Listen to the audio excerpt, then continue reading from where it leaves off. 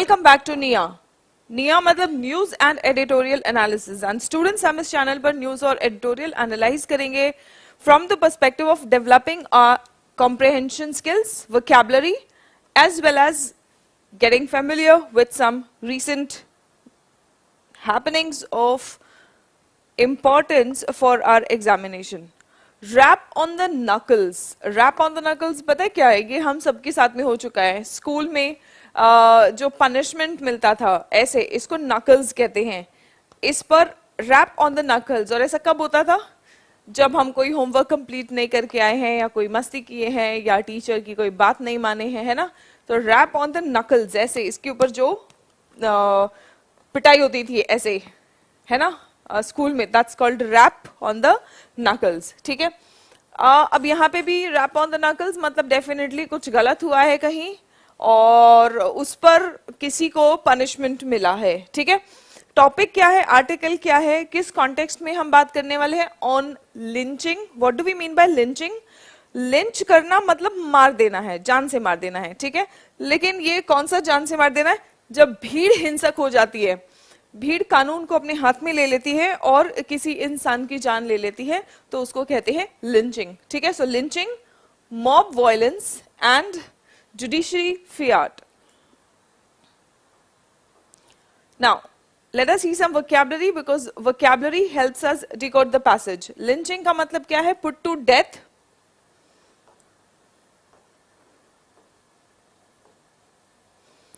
ठीक है, lynching का मतलब क्या होता है? Put to death, especially by hanging. मतलब किसी भी तरीके से एक्चुअली मॉब मार देता है जब, तो उसको कहते हैं कि लिंचिंग। बाय मॉब एक्शन, खास तौर पर फांसी देना, but otherwise also it is called lynching only, and without legal authority. और जिन भी लोगों ने उसे मारा है उसके पास ऑब्वियसली कोई लीगल अथॉरिटी नहीं है। मॉब ऐसे ही हिंसक भीड़ ने कानून में, गुस्से में आके कानून हाथ में ले लिया। ठीक है, तो उसे कहेंगे mob lynching. To criticize, condemn in public, आलोचना करना, कड़ी आलोचना करना पब्लिक में, ये भी इसका मीनिंग हो सकता है। ठीक है, सिनोनिम्स देखेंगे क्या है? स्ट्रिंगिंग अप या फिर एग्जीक्यूट। एंटोनिम प्रोटेक्ट या फिर डिफेंड। या तो आप किसी पर हमला करते हो, किसी की जान ले लेते हो, या तो उसकी रक्षा करते हो, तो रक्षा करना उसका एंटोनिम हो जाएगा। He is been unfairly lynched in the media. अब जब यहाँ पे मीडिया की बात हुई है तो देखिए यहाँ पे लिंच्ड का क्या मीनिंग है? क्रिटिसाइज्ड। ठीक है, लिंच का क्या मीनिंग है? क्रिटिसाइज। हमें समझ में आ रहा है सेंटेंस पढ़ते ही कि वो मरा नहीं है, तो यहाँ पे उसका मीनिंग सिवियरली क्रिटिसाइज्ड का मीनिंग आएगा। यहाँ पे क्रिटिसाइज भी इसका मीनिंग है या तो भीड़ द्वारा मार दिया जाना या फिर आलोचना होना, ये दोनों इसके मीनिंग्स है। ठीक है, फियाट मतलब ऑर्डर्स, आदेश। The giving of orders by someone who has complete authority, जिसके पास complete authority हो, वो जब orders दे तो हम उसको क्या कहते हैं? हम उसको कहते हैं fiat। ठीक है,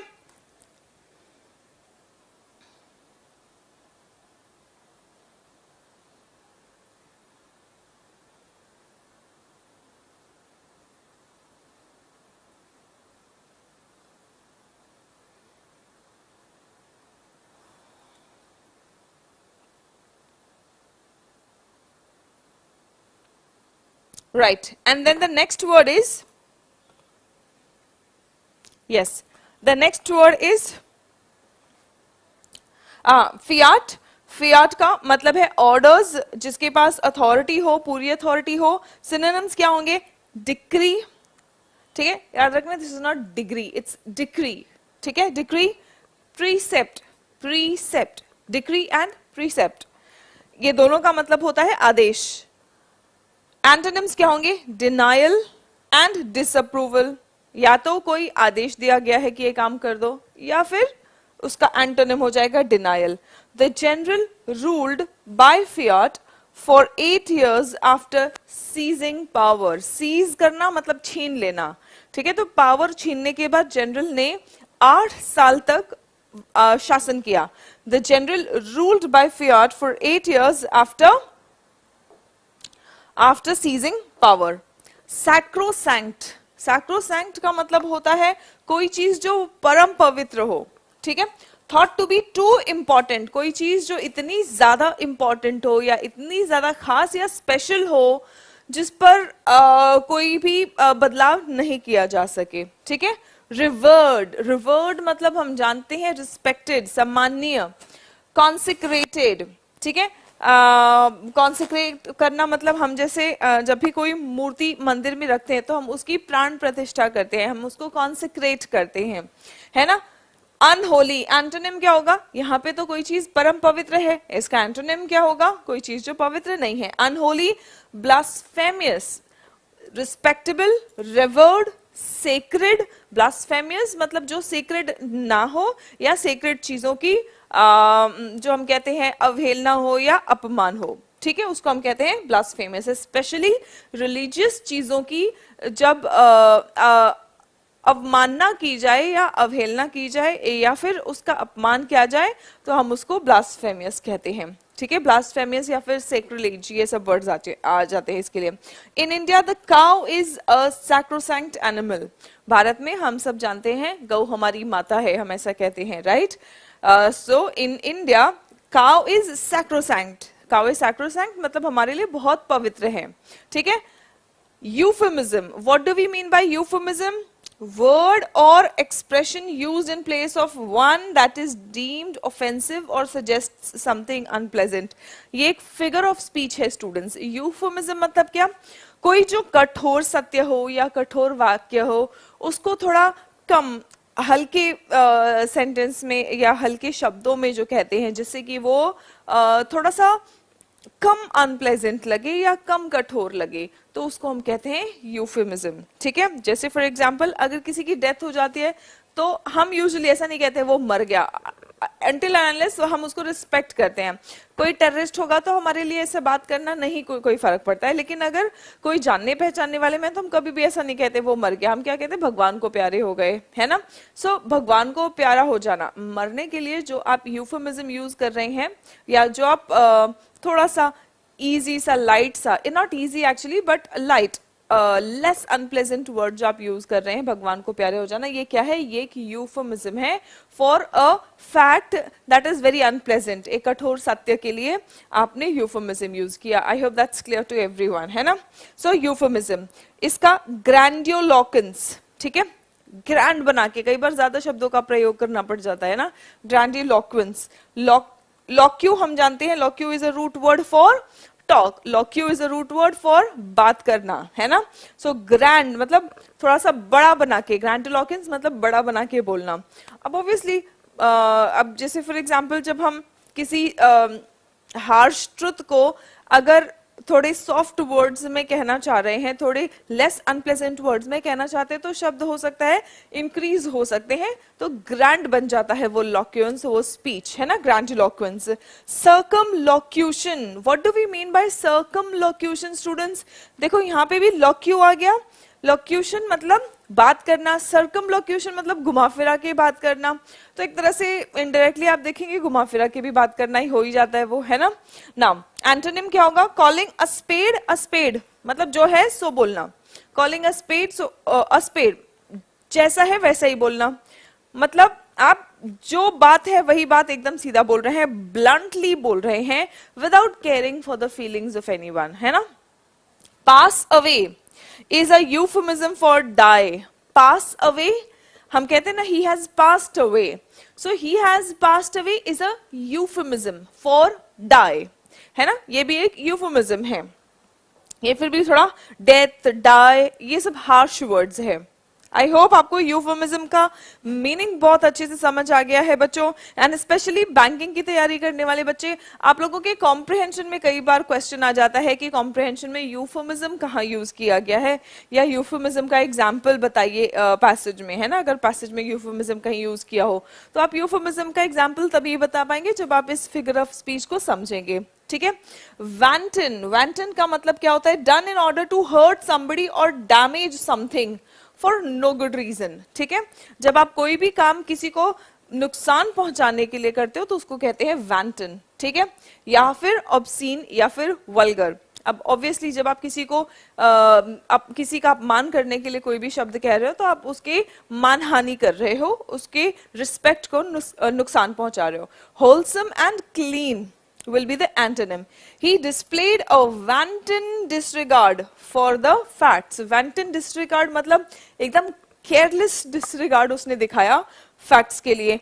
Purported, what do we mean by purported? To give impression of being something or having done something when this may not be true. ठीक है? Purported मतलब claimed, कथित तौर पर. ठीक है? Professed, purported, purported मतलब जो सब जानते हैं उसके अकॉर्डिंग, जो कहा जा रहा है उसके अकॉर्डिंग, दैट्स purported. ठीक है? अब जो कहा जा रहा है जरूरी नहीं है वो सच है, तो उसका एंटोनिम क्या होगा? जो वाकई में सच होगा. Certain, true, definite, that will be the antonym. ठीक है? The book does not purport to be a true history of the period. मतलब उस समय का सच्ची घटना होने का दावा नहीं कर रहा है ये बुक. तो purported मतलब जो दावा किया जा रहा है, जो क्लेम किया जा रहा है. ठीक है? राइट? ओके, वंडरफुल, बहुत बढ़िया. सो स्टूडेंट्स, हम लोग जो कुछ भी वोकैबुलरी पढ़ रहे हैं, ये वोकैबुलरी आप देखेंगे ये आपके एग्जाम्स में भी आता है. नॉनशलांस ये आपके एग्जाम में आता है ना. पेट्रोनेज ये तो सीधा सीधा आपके एमसीक्यूज में आ जाता है आपके ऑब्जेक्टिव एग्जामिनेशंस में. इसके अलावा ये वर्ड्स का अगर आपको अच्छा नॉलेज रहता है, मतलब मीनिंग के साथ साथ अगर आप उसको ढंग से यूज करना जानते हैं, तो आपके एग्जाम में अगर कोई डिस्क्रिप्टिव क्वेश्चन आता है तो आप डिस्क्रिप्टिव क्वेश्चंस को भी लिखने में इन वर्ड्स का यूज कर सकते हैं. नंबर 1 एंड नंबर 2, आप जब भी कोई पैसेज पढ़ रहे हैं उस पैसेज को बहुत अच्छे से समझ सकते हैं अगर आपको वोकैबुलरी का मीनिंग क्लियर है. ठीक है? What do we mean by nonchalance? Nonchalance का मतलब होता है एकदम काम बिहेवियर, एकदम काम बिहेवियर. कुछ तो होता है कि इंसान के चेहरे से हमें पता चल जाता है कि यार ये तो बहुत परेशान है ना. और एक होता है बिल्कुल काम बिहेवियर किसी का. तो कितनी भी परेशानी आए, ऐसा नहीं है कि कोई अगर शांत है तो उसके लाइफ में कोई प्रॉब्लम्स नहीं है. ठीक है? प्रॉब्लम्स होने के बाद भी, मुश्किल परिस्थिति में होने के बाद भी अगर कोई शांत बिहेवियर रख पा रहा है, काम बिहेवियर रख पा रहा है, that is nonchalance. That is what? Nonchalance. ठीक है? Calm behaviour that suggests you are not interested और डू नॉट केयर. कई बार ऐसा देख के लगता है कि यार इनको तो कोई फर्क ही नहीं पड़ रहा है, कुछ हो ही नहीं रहा है. ठीक है? लेकिन this is not the case. ठीक है? इनडिफरेंस और इंसोशियंस. एंटोनिम क्या होगा? Anxious, concerned. अब ऑब्वियसली जो एकदम बिल्कुल शांत दिख रहा है तो ऐसा लग रहा है कि इसको कोई चिंता नहीं है. इसका एंटोनिम क्या होगा? जो चिंतित दिख रहा हो, चिंता में दिखना, concerned, anxious. He leaned back in his chair with an apparent nonchalance. Apparent मतलब जो दिख रहा है. तो अब ना कुर्सी पे आराम से ऐसे लेटा हुआ है. With an apparent मतलब ऐसे nonchalance, ऐसे काम बिहेवियर के साथ में जो दिख रहा है. Apparent जो बिल्कुल साक्षात सामने सामने दिख रहा है कि इसको कोई फर्क नहीं पड़ रहा है. ठीक है? Patronage. What do we mean by patronage?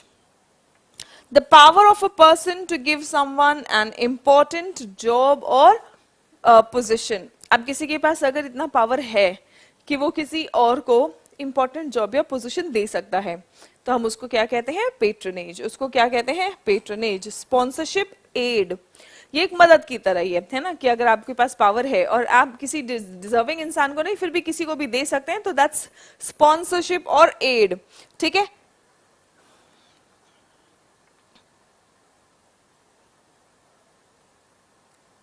I don't know what this word is. यहाँ पे कोई स्पेलिंग मिस्टेक हो गया होगा शायद. ठीक है? We give our patronage to local shops. We give our patronage to local shops. Vigilante. What do we mean by vigilante now? Vigilant. Remember, अगर आप कहते हैं vigilant, ठीक है? Vigilant is an adjective. ठीक है? Vigilant is an adjective. Vigilant मतलब alert रहना. ठीक है? लेकिन vigilante क्या होता है? Vigilante is a noun. It is for a person जो कानून व्यवस्था के अगेंस्ट जाके, विपरीत जाके कानून अपने हाथ में ले लेता है. ठीक है? कोई पर्सन जो कुछ गलत हो रहा है और वो किसी के साथ में कुछ गलत हुआ तो उसको न्याय दिलाने के लिए वो कानून अपने हाथ में ले ले, तो हम उसको कहेंगे vigilante. A member of a group of people who try to prevent crime or punish criminals in a community, especially because they believe the police are not doing this. और खासकर वो ऐसा इसलिए करते हैं क्योंकि उनको लगता है कि पुलिस तो अपना काम नहीं कर रही, हम न्याय दिलाएंगे इसको, ठीक है. सो अवेंजर, आपने मूवीज देखा होगा, एवेंजर्स में जितने भी कैरेक्टर्स हैं वो सारे विजिलेंटीज हैं, ठीक है. सो अवेंजर या फिर कैस्टिगेटर. एंटोनिम क्या होगा? केयरलेस या फिर heedless. We simply will not tolerate vigilante groups on our streets. हम अपने रास्तों पर vigilante groups को simply tolerate नहीं करेंगे. हम अपने रास्तों पर, मतलब अपने शहर में विजिलेंटी ग्रुप्स को टॉलरेट नहीं करेंगे. अगर आप पुलिस व्यवस्था को ही अंडरमाइन करके अगर आपको ये लगता है कि आप न्याय को स्थापित करेंगे, तो ऐसे तो ना जाने कौन कौन अपने आप को न्याय को स्थापित करने वाले बन जाएंगे, एंड यू नेवर नो कि वो सही कर रहे हैं या गलत कर रहे हैं. पुलिस या कोई भी हमारे आर्म्ड फोर्सेस या डिफेंस फोर्सेस होते हैं, उनको तो एक एक गोली का भी हिसाब देना होता है ना. Whatever action they do, they are accountable. लेकिन रास्ते पर चलता कोई भी मनचला अगर अपने आप को ये बोलेगा कि हाँ मैं इसको न्याय दिलाऊंगा, तो वो न्याय दिलाने के प्रोसेस में वो कितना सही कर रहा है, कितना गलत कर रहा है, उसके लिए कौन जिम्मेदार होगा, ठीक है. So that is why vigilantes are not at all accepted in any society. Vigilante, we will simply not tolerate vigilante groups on our streets, ठीक है. Idiom and phrase. Rap on the knuckles, ये तो हमने देख ही लिया है कि rap on the knuckles क्या होता है. ऐसे जो स्कूल में आपको पनिशमेंट मिलता था ना, इधर छड़ी से डंडे से मार पड़ता था, that's a punishment, that's called rap on the knuckles, ठीक है. क्रिटिसिज्म और punishment that is given in a gentle way for something that one did wrong. कुछ गलत किया है उसके लिए एक थोड़ा सा जेंटल वे में कभी किसी को मुर्गा बना दिया जाता था, कभी किसी को ऐसे रैप ऑन द नकल्स मिलता था, है ना. तो एक जेंटल वे में पनिशमेंट देना, that's rap on the knuckles. Remark on him a rap on the knuckles, मतलब उसने कुछ बोला जिसकी वजह से लोग उसको पनिश कर रहे थे, डेफिनेटली उसने कुछ गलत बोला होगा, ठीक है. Now coming to the yes, this is our application, Serene Pathshala application, और इस पर हमारा इंग्लिश का स्टूडेंट्स फाउंडेशन बैच चल रहा है. और इस फाउंडेशन बैच में grammar, topic wise practice, grammar के पूरे कॉन्सेप्ट्स, फिर उसके बाद में टॉपिक वाइज प्रैक्टिस, एंड इसके साथ साथ वोकैबुलरी, कॉम्प्रिहेंशन, पैराजम्बल्स, इनके डेडिकेटेड सेशंस हैं. तो you can definitely join this batch.